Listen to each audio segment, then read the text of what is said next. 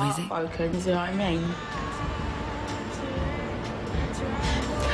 Voici en exclusivité la vie de l'artiste la plus emblématique du 3e millénaire, mesdames et messieurs, Amy Winehouse.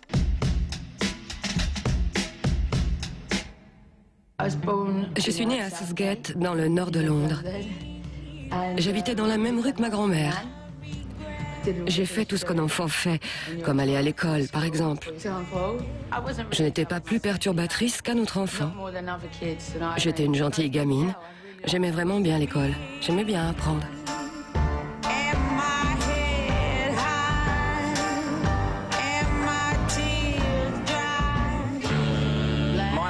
Salut, je suis Mitch Winehouse. Je suis le père d'Amy Winehouse.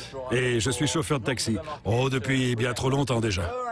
Figurez-vous qu'à l'origine, elle voulait être serveuse, en roller. Pour moi, savoir chanter n'avait rien d'extraordinaire. Je pensais que tout le monde en était capable et que je finirais serveuse ou femme au foyer. On chantait souvent ensemble quand elle était petite, mais je n'ai jamais vraiment prêté attention à sa voix. Je ne suis pas aussi doué qu'Amy, mais j'adore chanter. On chantait sans cesse. Je commençais juste une phrase et puis elle devait la finir. Elle la prenait cette phrase et puis moi je chantais. Et puis après elle enchaînait. En ce genre de choses, c'était vraiment mignon. Son père, qui est chauffeur de taxi, écoutait énormément de jazz, alors elle s'enfermait dans sa chambre. Et puis quand elle entendait un truc qui lui plaisait, elle ouvrait la porte et lui disait « Alors, c'est quoi ça ?» Alors, il disait « J'en sais rien, c'est Youssef Latif. »« Ah, d'accord, ouais, j'aime bien. » Et elle refermait la porte, quoi. Donc, elle a cette culture-là aussi qui lui a été transmise par son père. Quand j'ai découvert le jazz, tout a commencé. J'ai donné mes premiers concerts à l'âge de 18 ans. Je chantais mes chansons dans les pubs. Je donnais des concerts avec ma guitare Stratocaster. Et c'est à ce moment-là qu'on a compris que c'était du sérieux. En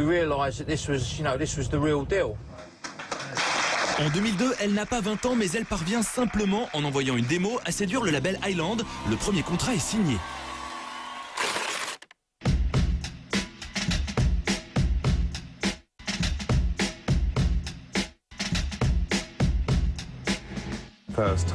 La première fois que j'ai découvert Amy, c'était en faisant le tri entre des maquettes. Une a attiré mon attention et je me suis dit « Eh, c'est qui ça? Qui est cette fille qui a ce mélange de jazz et de blues dans la voix ?» Je savais qu'en la faisant chanter et jouer en acoustique devant toute la boîte, elle les épaterait tous.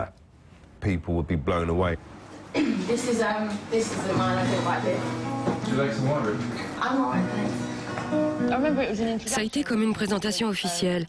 C'était sûrement la première fois qu'on se rencontrait tous. Je n'étais pas vraiment nerveuse. Je me rappelle que j'observais certaines personnes et je me demandais si elles étaient sympas.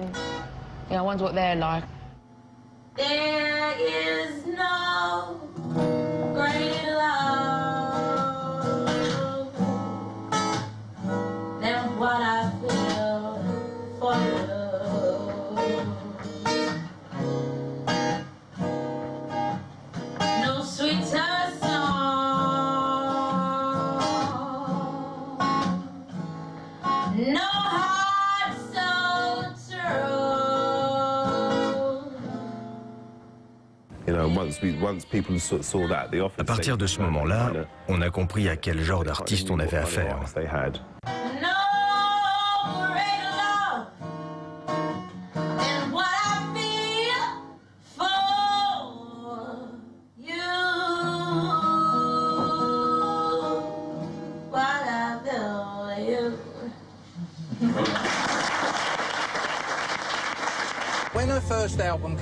Quand son premier album est sorti en 2003, il y avait des affiches partout. Je ne pouvais m'empêcher de dire à tout le monde « C'est ma fille !» parce que personne n'avait entendu parler d'elle. Et aujourd'hui, tout le monde la connaît. Les médias britanniques s'emballent, Amy Winehouse multiplie les apparitions cathodiques suite à la sortie de son premier album Frank. Les journalistes, eux, ne lui parlent encore que de sa musique, mais cela ne va pas durer. Elle est difficile à décrire. C'est une londonienne, elle est très jeune, mais elle est très classe. Amy Winehouse. Amy Winehouse. Amy Winehouse. C'était pas assez jazz, pas assez pop. Enfin, je trouve que l'album avait un peu le cul entre deux chaises. Mais il y avait déjà le grain de voix, quoi. Et sa voix fait bouger les foules. Les clubs minuscules de ses débuts se sont transformés en salles combles. À Londres, on se bouscule pour entendre cette voix que certains qualifient d'unique. Le succès va grandissant et les interviews encore et toujours. And Amy Winehouse. Yeah. That's you. That would be me, yeah. What do we think of her? She's alright. Yeah. She does smell a bit, She stinks. but it's a natural smell. Show me your winner's face. Should you win? Let's see that face. Support Amy Winehouse. She's going to be bigger than Jesus. 2006, une année pas comme les autres pour Amy Winehouse. Back to Black, ovni musical, ressuscite la pop des années 60 et fait trembler la planète. La fille colorée et presque insouciante de Frank est maintenant tatouée. Elle a souffert et elle le chante. Un phénomène vient d'exploser. Back to Black est un disque noir et universel produit par Mark Ronson, le producteur anglais en vogue que tout le monde s'arrache. Bref, tout le monde adhère.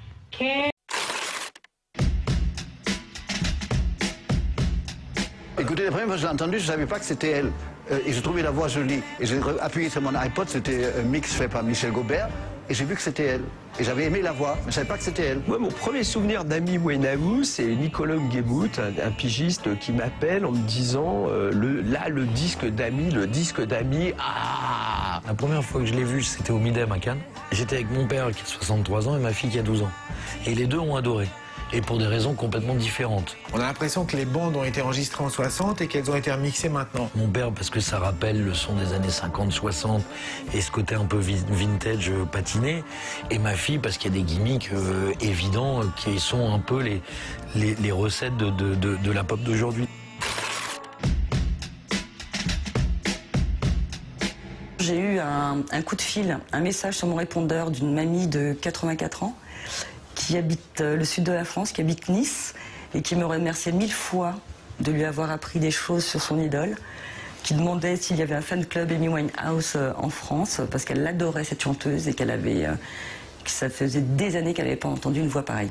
La voix d'Amy Winehouse, on la compare au plus grand nom. Billie Holiday, Sarah Vaughan, à une sirène, sa voix captive. Mais j'adore la voix. Je trouve qu'elle a une voix que vous rentrez dans une pièce et vous savez pas ce qu'elle est en train de jouer, vous reconnaissez sa voix dans la seconde. Et pour moi, c'est important, dans le monde de la musique, que les voix soient reconnaissables à la seconde. Il y a un climat, une ambiance, c'est pas une intonation, quelque chose de touchant qui vous frappe tout de suite.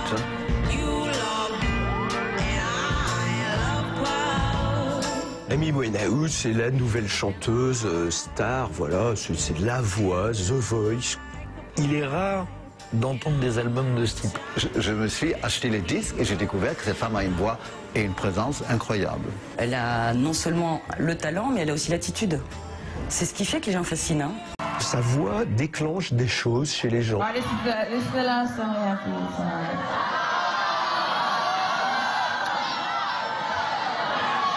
Hello, look, have you lot never been to a gig before? When someone says that's the last song, it means they're going to say it, go off, and come back and do a few more. Like, stay awake. Parfois, son comportement me fait penser à une punk avec une voix sublime. Faut pas l'emmerder. J'essaye de trouver les mots qui pourraient résumer son personnage, mais je trouve pas. D'autres personnes en trouveront sûrement. J'aime Amy Winehouse parce qu'elle est vraie et sincère. Comment cette fille qui est blanche chante comme une black.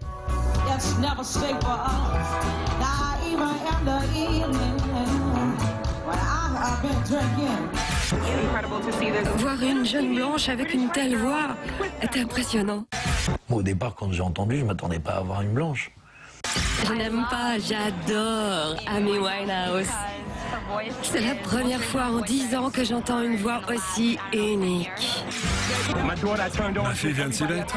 Tous mes amis s'y sont mis. Tous ceux que je connais adorent. J'écoute qu'elle depuis 2 mois. Autour de Back to Black, il y a toute une histoire. Il y a son copain qui l'a quitté, donc elle se met à écrire des chansons réelles, quoi. Oui, elle est saisie, quoi. La poésie se met à travailler à plein régime autour d'elle. J'écris juste des chansons honnêtes. Tout le monde a déjà eu le cœur brisé.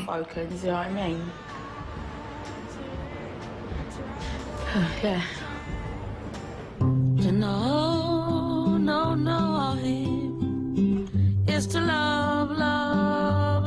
responsable de ce chagrin d'amour XXL. Le personnage principal, la muse involontaire de Back to Black. Un certain Blake Fielder civil, heureux élu et futur mari. Roméo et Juliette, tendance karaté, Adam et Ève, façon amour vache.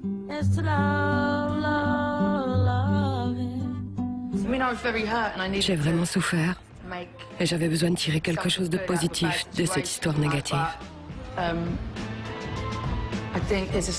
Pour chanter correctement, je dois me remémorer mes émotions.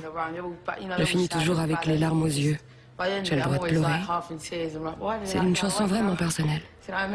Un côté baudelairien dans ce drame. Elle est, je veux dire qu'elle touche les gamines aussi parce que c'est, il n'y a pas de concession, quoi. Elle a une chose à raconter, elle a subi une douleur, on lui a fait mal, elle a mal, elle souffre. Et donc il faut qu'elle exprime cette douleur.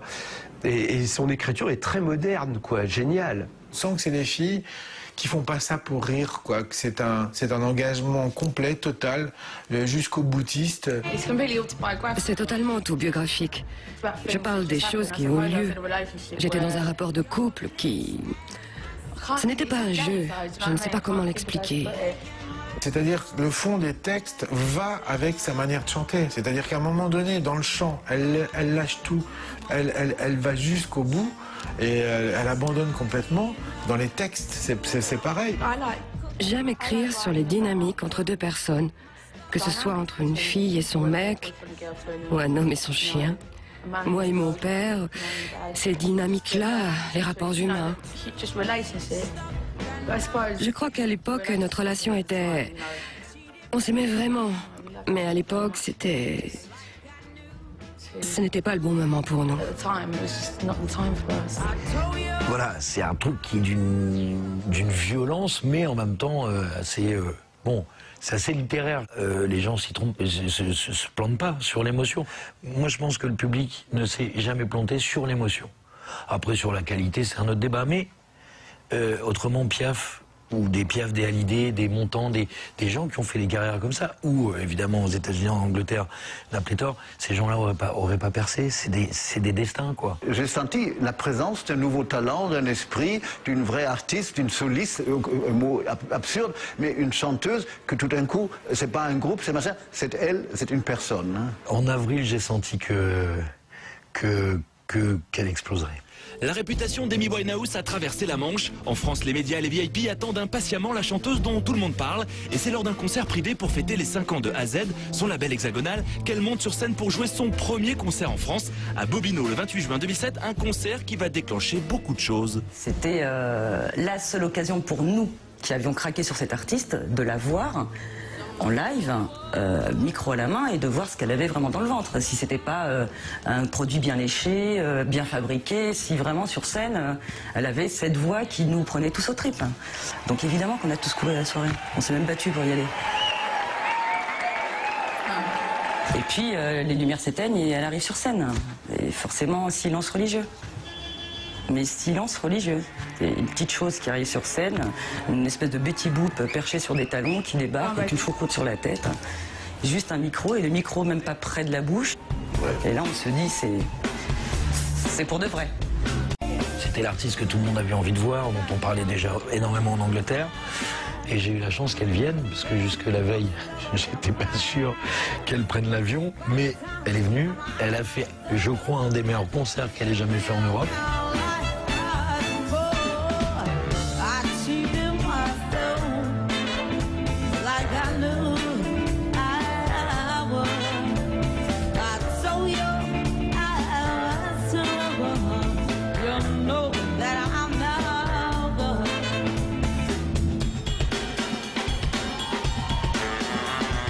On sait que les gens du métier, au bout de 3 titres, ils en ont déjà marre et puis ça cancane. Là, elle a, du début à la fin, l'auditoire était subjugué.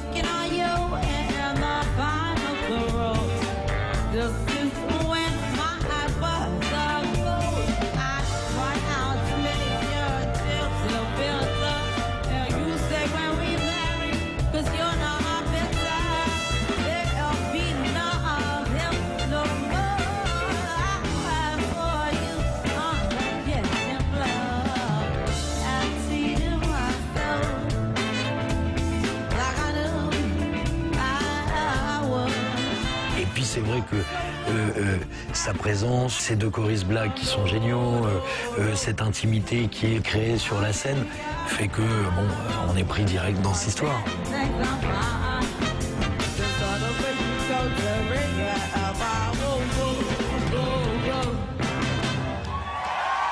Et à partir du lendemain, c'était parti. Elle venait juste de rompre avec son mec, Blake. Elle l'a ensuite épousé. Et puis, elle est allée prendre une cuite. Je n'avais pas d'ennui, mais j'étais assez autodestructrice. Je suis allée vivre chez mon père. Mon manager m'a dit d'aller en cure de désintoxication. Je lui ai dit que c'était pas nécessaire. Elle venait juste de rompre avec son petit ami. Oh, elle allait pas bien. Et elle a juste bu un verre de trop. Et comme beaucoup de gens l'auraient fait dans la même situation. Mais d'après moi, elle allait très bien. L'histoire de Rehab, la chanson raconte ça très bien, quoi. C'est le premier manager qui vient et qui dit voilà, va falloir qu'on l'envoie en clinique, ça ne va pas du tout. Et je trouve elle a réussi à bien montrer, parce que c'est son côté un peu enfantin, elle a bien montré dans cette chanson comment sa carrière repose entièrement sur son papa et l'assentiment de son papa.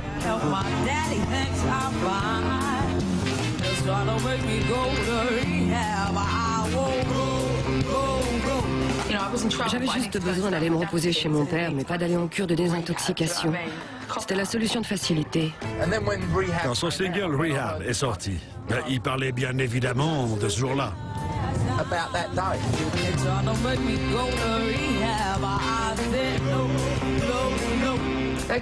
Tout le monde me saoulait avec ça. Je pensais que je devais y aller, sinon je n'aurais jamais eu la paix. Mon père et moi sommes très proches. Il m'a dit que ce n'était pas nécessaire. Et je l'ai remercié. Le papa est une figure, on ne touche pas à son papa. C'est d'espèce de truc, elle seule savent où il est. Et c'est le seul homme auquel elles accepteront de rendre des comptes, en fait. Ça m'a donné le courage de leur dire, j'y vais, mais vous me foutez la paix. J'y suis allée, et le mec m'a dit...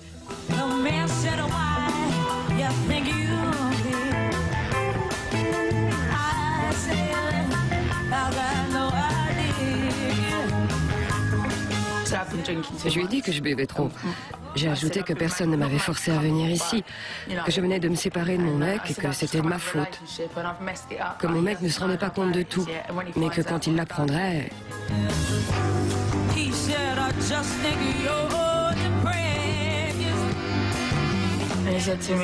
Il m'a dit...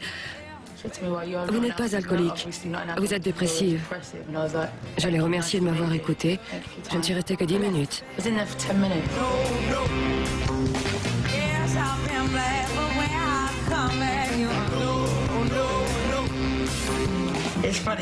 C'était plutôt marrant. Ça ne m'a pas dérangé plus que ça, et puis j'en ai tiré une bonne chanson. Le succès est là. Amy Winehouse goûte à sa première récompense nationale aux Brit Awards, l'équivalent anglais des victoires de la musique. Rien ne semble pouvoir lui résister. Les Brit Awards, c'était génial. J'ai dû prendre un cachet parce que j'étais vraiment accro.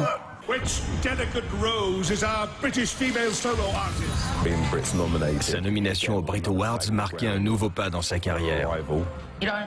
Quand tu écris des morceaux qui te sortent de moments difficiles, toutes ces histoires de récompenses, tout ça, ça ne t'effleure même pas. The winner of the best British female this year, Amy Winehouse.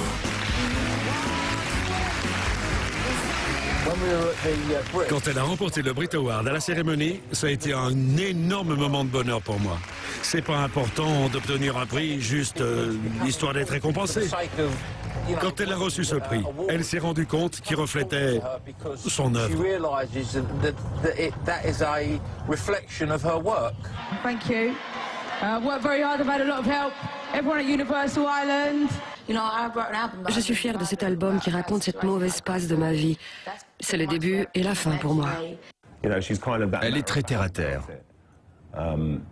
Je crois qu'elle est plus fière de son travail que de l'attention qu'on lui prête. Ma famille est fière de moi. Yeah, I'm just glad my mum and dad are here, to be honest. Yeah. Et ils en sont très fiers. Je crois que ça signifie davantage de choses pour eux. Quand elle est revenue s'asseoir, elle a dit « Je me suis éclatée ». Il y a plein de choses pour lesquelles elle n'a pas le temps. Mais gagner un Brit Award, ça l'a vraiment emballé. Il y a 4 ou 5 ans, elle se fichait pas mal des prix. Maintenant, c'est important pour elle. Et ça l'est encore plus pour moi, parce que c'est moi qui les garde chez moi. La gamine de Londres le sait, pour conquérir le monde, il faut toucher le cœur des Américains. Elle n'ignore pas l'immensité de la tâche, elle qui, avec Back to Black, a redonné ses lettres de noblesse à la soul music, une musique née aux États-Unis. On l'attend là-bas de pied ferme.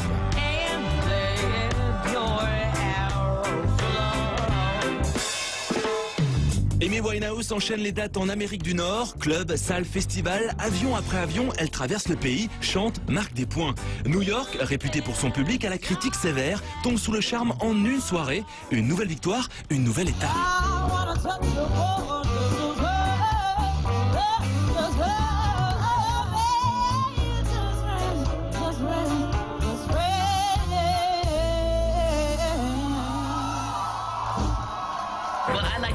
Laissez-moi vous dire qui est mon artiste préféré, c'est Amy Winehouse. Elle est absolument géniale.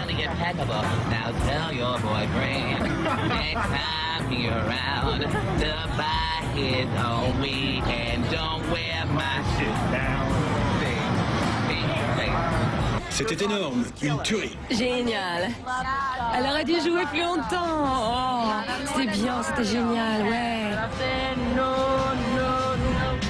Et c'est là où elle a décollé. Et je crois que ça fait 20 ans qu'une artiste anglaise n'a pas dépassé le million aux États-Unis, sur 1,5 million. Amy Winehouse, ce sont aussi des chiffres qui affolent. 5 millions d'albums vendus dans le monde, dont déjà plus de 700 000 en France. Les critiques hexagonales sont élogieuses. Amy fait l'unanimité, chose assez rare pour être signalée. Son disque est universel, ses chansons sont capables de toucher tous les publics, jusqu'aux chauffeurs de taxi. C'est énorme. Moi, je m'assois dans n'importe quel taxi dans le journée. I don't wanna go to Rio. Je me balade en France, on fait des petits tests là, pour voir des chanteurs. Ben, c'est 4 fois par jour, on a des mecs qui arrivent. I don't wanna go to rehab, no, no, no.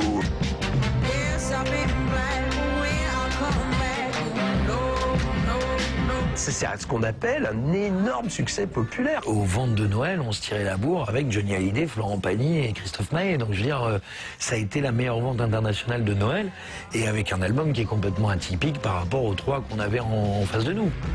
D'avoir une artiste qui au départ est branchée dans le 1er et le 3e arrondissement de Paris et qui se retrouve un an après connue dans la Creuse. Mais Amy Winehouse ne fait rien comme tout le monde. Elle assume tout. Déjà, elle se fait plus rare dans les médias. Tout le monde la veut. Qu'à cela ne tienne, elle se cache, annule, repousse. Le manque devient insupportable. Résultat, il pleut des couvertures de magazines. Les unes s'enchaînent. Elle ne parle pas, on en parle. Tu travailles avec une artiste qui, d'abord, qui n'aime pas faire de presse. Donc c'est assez compliqué. Je demande une interview d'abord, on me dit on me rit au nez quand même. Hein. Mais l'album est tellement bon que tous les journaux qui m'ont demandé des interviews, à un moment donné, ils ont compris qu'ils les auraient pas. Et moi-même, ça m'arrangeait pas, parce que les journaux voulaient faire des couves. On fait des pieds et des mains pour l'avoir. Mais on l'a toujours pas. Hein. Et ben malgré le fait qu'elle n'a pas donné d'interview, on a eu 4 ou 5 couves de canards. Donc ça, c'est atypique, ça n'est arrivé qu'à Amy Winehouse. Et Amy est devenue une star en France avant même qu'elle passe en radio, parce qu'on parlait déjà de ses problèmes, des phrases, de son mec, etc. dans cette presse-là. Vous savez, c'est assez drôle, parce qu'au fait, avant de connaître sa musique, c'est son image qui m'avait frappé. Pas toujours dans les meilleurs journaux du monde, parce qu'elle était quand même mélangée à des scandales et tout ça, pas plus que les autres. C'est comme ça aujourd'hui. Puis on ne sait pas non plus si c'est vrai ou pas vrai, on s'en fout. Amy Winehouse, une voix, un caractère explosif et aussi bien sûr un look. Choucroute 60s, maquillage outrancier, fringues civiles. Chez elle, la forme a autant joué que le fond. Entre Brigitte Bardot, famille Adams et reine égyptienne, elle est une pin-up moderne, une icône du nouveau millénaire. Son style interpelle jusqu'au plus grand créateur de mode, Karl Lagerfeld a une beauté parfaite qui se présente est la nature. C'est pas du tout marrant. Chez elle, il y a une invention parce qu'elle trouvait, j'imagine, qu'elle devait inventer quelque chose pour cacher ce qu'elle trouvait. Pas bien elle, peut-être pas les autres, mais elle-même. Vous savez, ce qui compte, c'est l'opinion qu'on a de soi-même. Je manque énormément d'assurance. Je suis complexée. Je suis musicienne, je ne suis pas mannequin. Quand j'allais à la télé ou des endroits comme ça, je manquais d'assurance et donc je buvais. Je disais à ma coiffeuse, Tracy Trash, plus gros. Plus je me sentais mal et plus elle devait gonfler mes cheveux. Moi, elle me fait marrer quand elle fait comme ça avec sa choucroute là, qu'elle essaie de se la remettre. En même temps, il y a tous ces tatouages de camionneurs sur un petit bout de nana qui fait 1m57, quoi, avec des tacos de 18. Bon, je trouve ça, voilà, je trouve ça logique. Enfin, je ne suis pas étonné qu'elle puisse être un peu l'icône d'artistes comme Lagerfeld. Elle a inventé un truc qui ressemble à personne d'autre, mais qui n'a de l'intérêt que parce qu'elle a du talent et parce qu'elle a une voix. Oui, c'est important que ma choucroute soit impeccable. Le reste, je m'en fiche. Stay there a second, I'm coming. Tracy, can I go? I will be 2 minutes. Go on, 2 seconds. I'm good around this guy. That's timer. Half a face. Yeah, half a face at a time. So trademark. Oh, she does. No. Yeah. No, I used to go out any state. Je sortais habillée n'importe comment avant. Plus maintenant, parce que je ne fais plus ça. C'est comme si tu enfilais ton visage de scène. Je suis assez basique, pas avec mes cheveux, mais avec mes habits. Je porte des trucs classiques, un jean et un t-shirt. C'est comme ça que je vis. Je vis dans mes jeans. C'est comme ça que je peux consacrer plus de temps à mes cheveux, je suppose. Mais je ne peux pas sortir à moins que ma coupe soit nickel.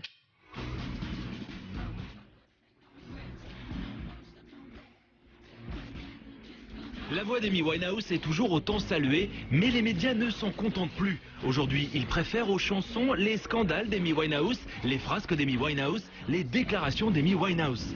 Et la jeune fille n'a pas la langue dans sa poche. Elle traite Madonna de vieille peau, se moque régulièrement de ses collègues de micro, oublie ses paroles sur scène, consomme diverses substances illicites sans se cacher. Elle choque, elle attire, elle fascine. Dans quelques instants, découvrez comment l'existence d'Amy Winehouse s'est transformée en véritable cauchemar, comment la chanteuse est devenue la proie des paparazzi, comment elle assume tout, peu importe le scandale et la pression. Et enfin, comment s'annonce pour elle l'année 2008, un nouvel album, un plébiscite aux derniers Grammy Awards, les Oscars américains de la musique. Amy Winehouse, une diva, une... Après le succès planétaire de Back to Black, la gamine de Londres doit maintenant affronter ses pires démons et des tabloïds de plus en plus agressifs. Le plus dur semble attendre Amy Winehouse, mais la star n'a peur de rien et fait presque comme si de rien n'était. Pas mal de choses qu'on peut lire me concernant dans les journaux sont tirées de choses que j'ai dites ou faites. Je ne crois pas que ce qui a été écrit sur moi soit injuste ou bidon. Je crois que mon père est plus ennuyé par tout ça que moi. Moi, je m'en fous. Si je suis dans tous ces journaux, c'est parce que j'ai un disque qui est sorti et que les médias en font leur chou gras. J'ouvre souvent ma gueule, je m'en moque. Je me sens pas concernée par ce que je fais quand je ne donne pas de concert. Moi, je veux juste m'amuser, ce n'est pas très important. Je suis juste une fille qui chante. Je m'en fous. Le lendemain, ces journaux serviront à envelopper le poisson.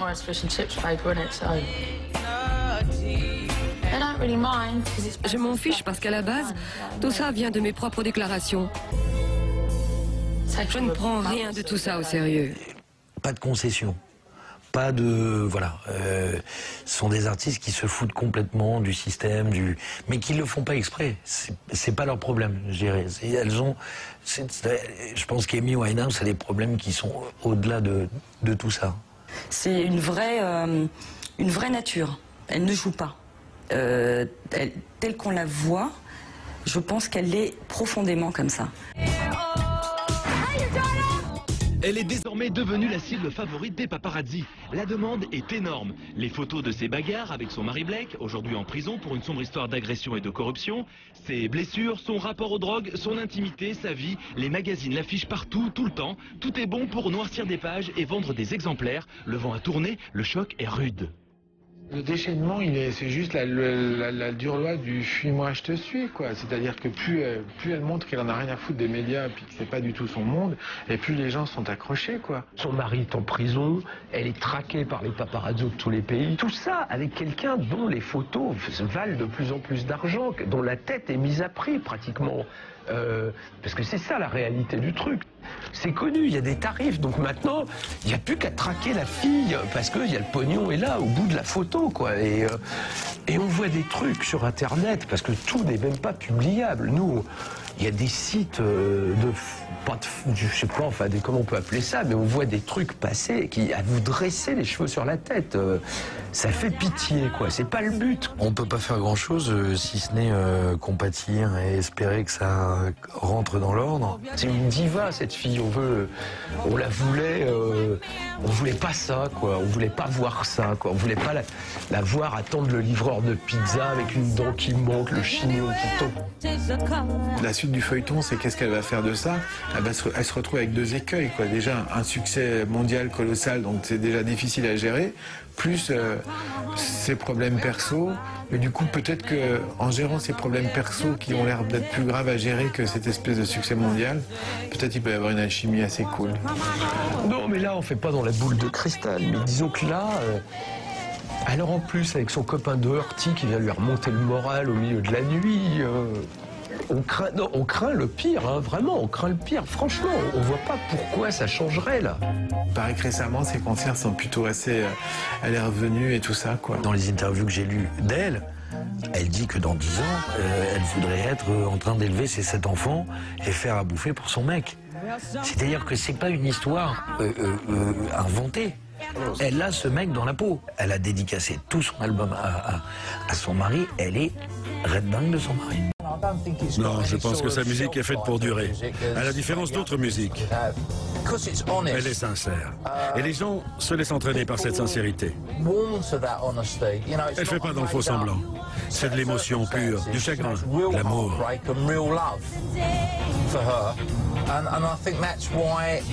C'est pourquoi tant de gens se retrouvent dans sa musique. Elle n'a rien inventé. C'est ce qui se passe dans sa vie, cette chienne de vie. Je crois que rien n'arrive par hasard. Bien sûr, elle a souvent la pression à cause du travail, de la fatigue. Et ça lui arrive de craquer. Mais là, je crois qu'elle est en train de composer. Et ce qui serait intéressant, c'est de voir ce qu'elle compose.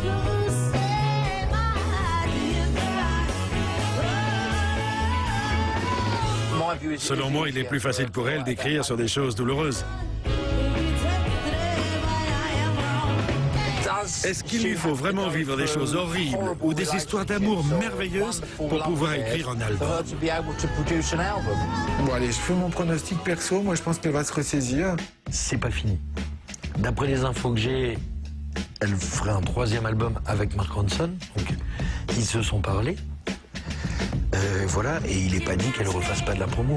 Je dis pas qu'elle nous fasse un album piano-voix, mais limite avec des instruments super acoustiques comme ça, où elle se livrerait, où elle se poserait, ça serait juste génial, quoi.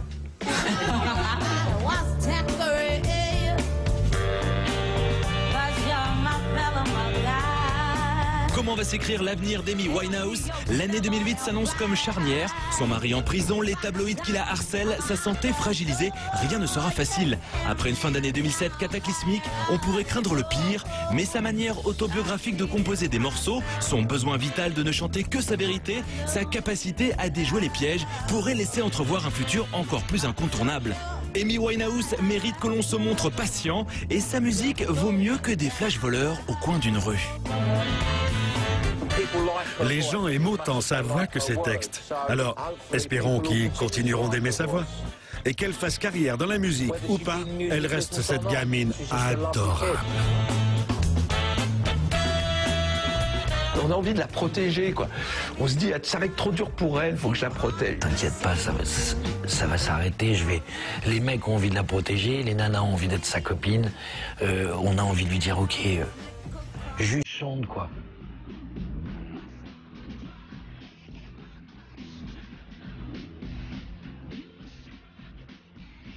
Il est impossible de lui dire ce qu'elle doit faire. Elle a sa propre personnalité. Ce genre d'artiste tient ses promesses. C'est vrai, c'est réel. L'année 2007, c'était l'année Amy Winehouse. Et peut-être que c'est encore le meilleur d'elle qui nous attend. Je pense qu'elle a de quoi faire une très très belle carrière internationale. Et le pire, c'est que je pense.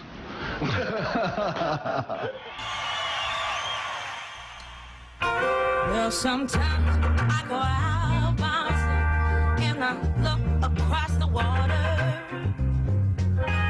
Amy Winehouse avait pourtant prévenu la planète. Elle avait chanté qu'elle était une fille à problème.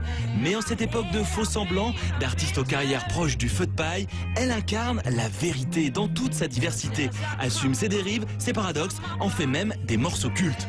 Elle dérange et séduit, elle ne laisse personne indifférent. Elle s'apprête aujourd'hui à livrer son combat le plus dur, mais surtout, elle est sur le point de revenir en studio pour enregistrer les chansons de son futur album que les rumeurs imaginent déjà extraordinaire. Amy Winehouse ne fait que commencer pour le plus grand bonheur de la musique. Une diva est née, la diva du 3e millénaire.